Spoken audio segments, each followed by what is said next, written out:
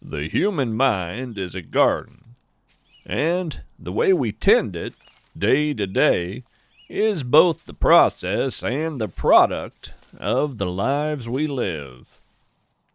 Welcome to the CryptoNaturalist.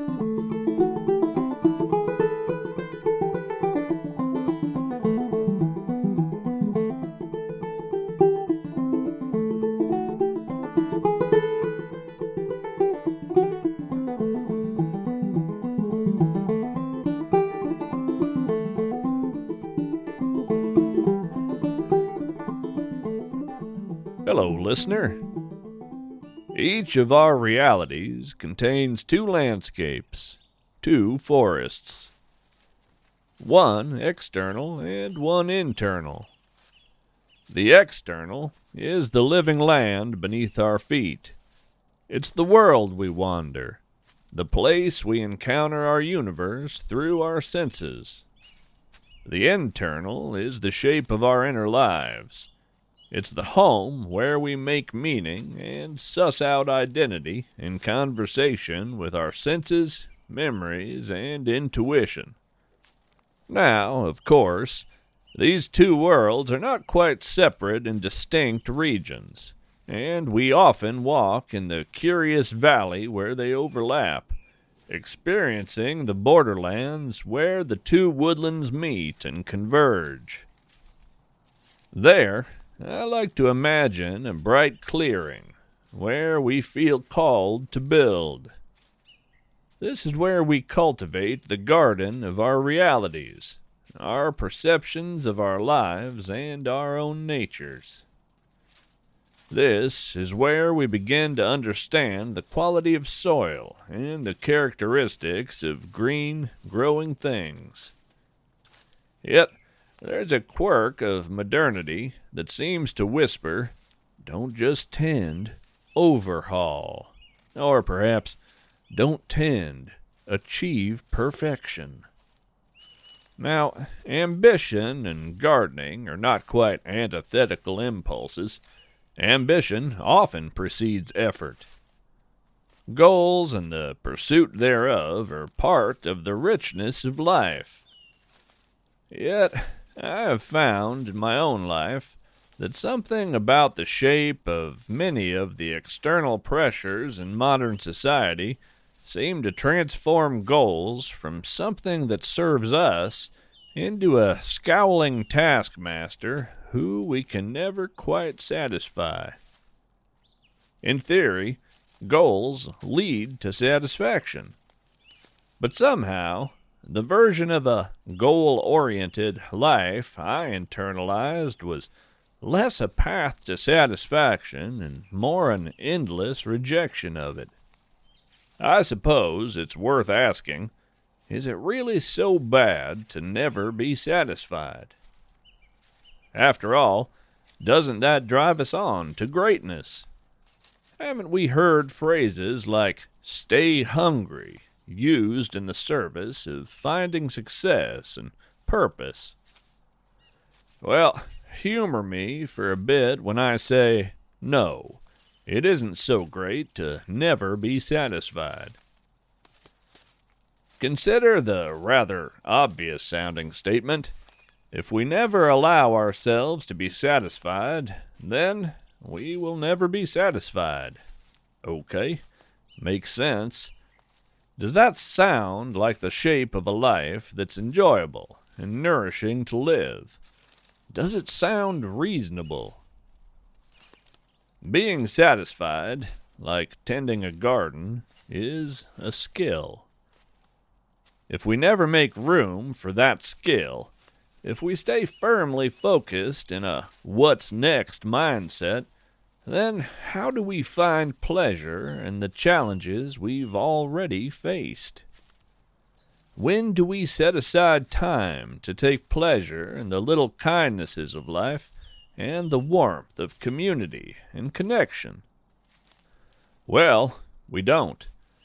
Not when rejecting satisfaction becomes a virtue. When ambition is our chief guide, there are no seasons of rest or enjoyment because there is always more to be done. Again, ambition isn't an evil, but ambition out of balance begins to miss the point, begins to be an exercise in futility. And yet, much of my young education was solely focused on ambition, not on cultivating the skill of satisfaction, the skill of tending, nourishing contentment. I think of the language used by my teachers in school and adults in my young life. Things will be different when you're out in the real world, or just wait until you get a real job. The general message was that school, or perhaps more broadly, youth, was some sort of placeholder, just a stepping stone on the way to becoming an actual, full-fledged human being. What does this sort of rhetoric, this sort of mindset do to us? What kind of lessons do we internalize when we hear this sort of talk for the first 2 decades or so of our lives? Well, it places us firmly within a narrative in which our efforts have very little to do with the present and everything to do with eventual legitimacy, eventual authenticity. It's a kind of perpetual not yet feeling. Many of us spend our formative years focused on becoming. Once in the working world, that legendary real world we heard so much about, do we shed this idea of perpetual becoming? Often, the answer is no. Many shift to talk of the career path, of climbing the ladder. That path, that ladder, are not destinations. They are yet another call to endless pursuit, another call to delayed becoming. Not tending a garden, not participating in the present moment, not cultivating satisfaction. Endless ambition, endless focus on what's next. Now, of course, whatever our focus and intention, perpetual becoming is the nature of our world. Change touches all of us continuously. Yet, that central truth feels separate from the sort of frantic hunt for eventual legitimacy that seemed to mark much of my young life. No, this obsession with the pursuit of some worthier version of ourselves and our lives is more akin to looking at our blooming garden and seeing only unrealized potential, seeing only an absence of some theoretical future accolade or more worthy token of achievement. Goals, ambition, an interest in cultivating intentional change. These can be worthy aspects of life, but they are not the only worthy aspects. Insomuch as success is purely subjective, if success feels forever out of reach, it may be worthwhile to begin questioning your own metrics for judging such things. Success is ours to define. The version of success that is forever just down the path is not a terribly useful or balanced conceptualization of the concept. What is the use of a tool we can never hold? The illusion is that such a lofty, abstract idea of success will eventually arrive and then solve everything. But it won't.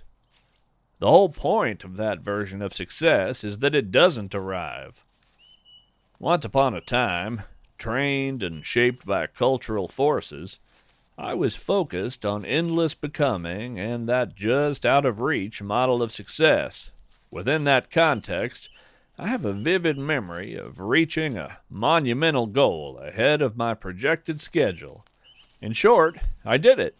Goal pursued, goal achieved.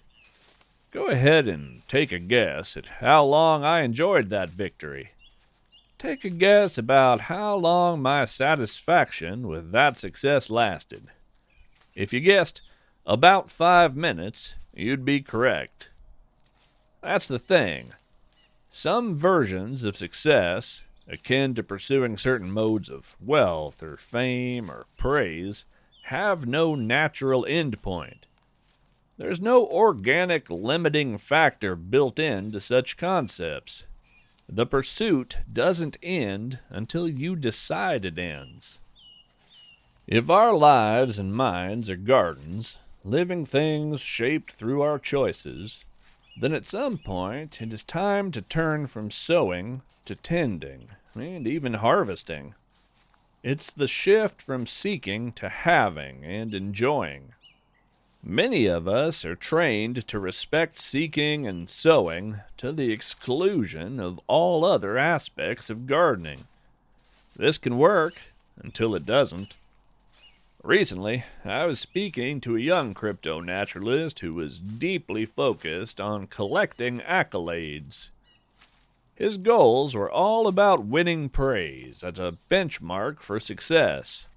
I counseled him against such goals, and he seemed confused by my advice. I told him, instead, to focus on process goals, goals that are within his control to achieve. See, if your goal is all about external validation, well, you've placed the lever of your success outside your own reach, outside your control. That is not a recipe for satisfaction. If, on the other hand, you focus on a process goal, then that idea of success is within your control, within your own power to grant to yourself. No, you can't control winning an award or earning X amount of money, but you can control journaling every day, or applying yourself to learning a skill for 30 minutes each evening, or submitting your writing for publications Y number of times a year. Identity and success are linked forms of subjective meaning. We play a part in cultivating these concepts within our own inner landscapes. Given that essential fact, it is vital that our intentionality in shaping these concepts is guided by a bit of kindness for ourselves. In other words, goals and ambition have merit, but so too does cultivating contentment and joy in the act of tending our gardens, of meeting ourselves where we are, and imbuing that meeting with value. A garden is not just a plot of land on which something better might one day be built. We must all be careful that we do not get trapped within such a narrow, self-defeating mindset. Until next time, we're all strange animals, so act like it.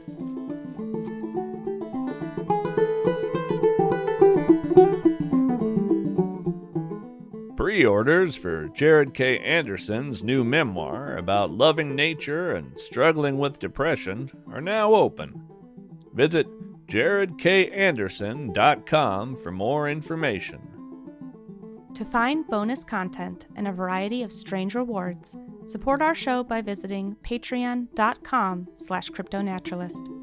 You can also help by rating, reviewing, and telling a friend. The CryptoNaturalist is written and read by Jarod K. Anderson.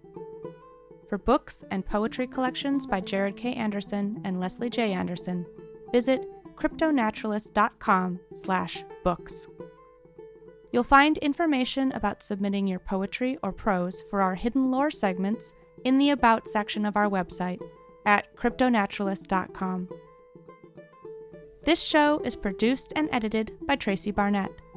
You can find them online anywhere at TheOtherTracy or TheOtherTracy.com. Thanks to Adam Hurt for the use of his song Garfield's Blackberry Blossom from his album Insight. For more information on Adam's music, performances, and teaching, visit adamhurt.com. Reminder, transcripts of this and every episode are available at CryptoNaturalist.com. Stay curious, stay wild, stay weird.